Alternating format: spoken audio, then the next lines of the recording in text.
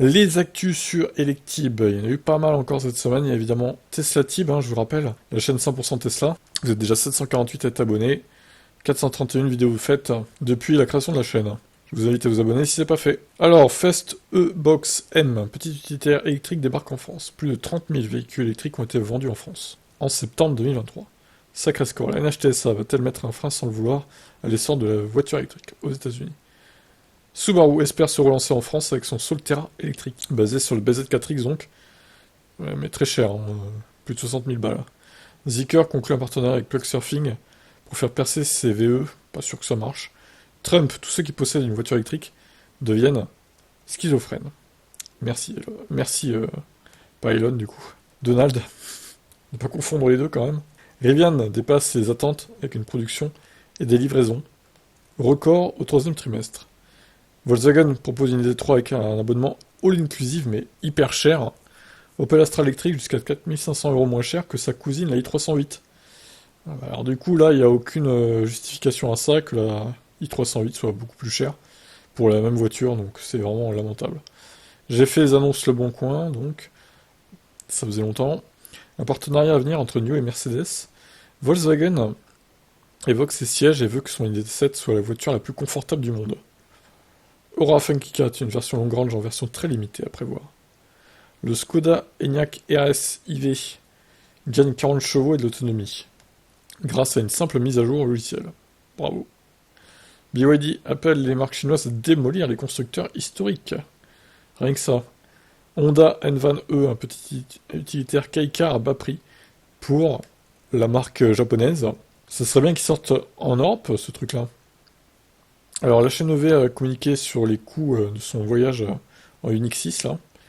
C'est très cher quand même. C'est équivalent au final à un diesel, mais en perdant du temps sur les bornes. Donc c'est pas terrible, les longs trajets à ce point-là, en électrique. Alors certes, ça aurait coûté moins cher sur les superchargeurs, mais bon, ils auraient fait plus de kilomètres aussi, vu qu'il faut faire des détours. Bref, la Kia EV9 sera compatible avec le plug and charge. Volkswagen recrute enfin des pontes logiciels de chez Tesla, il était temps, pour avoir un vrai logiciel, parce que là c'est vrai que c'est un peu bricolé, tout ça. BYD met un coup de pression à la France. Pas de bonus? Ok, bah alors on va augmenter les prix des batteries pour les constructeurs français qui achètent chez nous les batteries, quoi. Super. En même temps, c'était à prévoir. Mercedes annonce le lancement de son Drive Pilot aux USA, avec le niveau 3. Mais bon, il y a beaucoup de restrictions. Un robot taxi cruise impliqué dans une collision avec un piéton. Mais bon, ça ne serait pas de sa faute, au final. Kia va dévoiler de nouvelles voitures électriques la semaine qui vient. Officiel, le groupe Hyundai adopte à son tour les NACS Tesla. Aide illégale de la Chine envers ses constructeurs. L'Europe aurait des preuves solides et va continuer son enquête. Ford ajoute une nouvelle version de son pick-up électrique Ford F-150. Il y a déjà beaucoup de versions sur ce véhicule. Alors cet anglais se retrouve coincé dans sa MG ZS EV inarrêtable. Il n'arrivait pas à la freiner apparemment. C'est trop bizarre comme problème. Stella Terra. Ses étudiants copient la Lecture One et en font une version légère et un peu cheap, on va pas se mentir. Mais bon, après voilà. Ils font ce qu'ils peuvent, c'est des étudiants après. Lucid lance sa Air Pure, la variante la moins chère de sa gamme. Même à 100 € par mois, de nombreux ménages ne veulent pas de la voiture électrique. C'est bien dommage. Parce qu'au final, si vous calculez les coûts, ça vous reviendra moins cher qu'une thermique. Mercedes produira sa future CLA électrique en Allemagne. Chez DS, Made in France, c'est terminé. Nissan rappelle près de 11 000 Ariya en Amérique du Nord.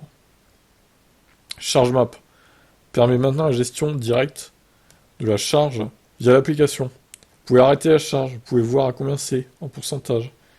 Vous pouvez relancer la charge à distance. Plus besoin de badger. Alors c'est pas compatible avec toutes les bandes pour l'instant. Et enfin, la dernière actu de la semaine, c'est celle-ci. Selon cette étude, 9 personnes sur 10 qui achètent une voiture électrique ne reviennent pas en arrière. Eh bien, j'en fais partie pour le coup. Voilà pour cette semaine d'actu. On se retrouve dès demain pour la suite, évidemment. Et c'est du non-stop sur mes chaînes. Toutes mes chaînes, justement, en description. Il y a la F1, le gaming, Tesla, donc. Il y en a pour tous les goûts. Allez, bye bye, bonne fin de week-end.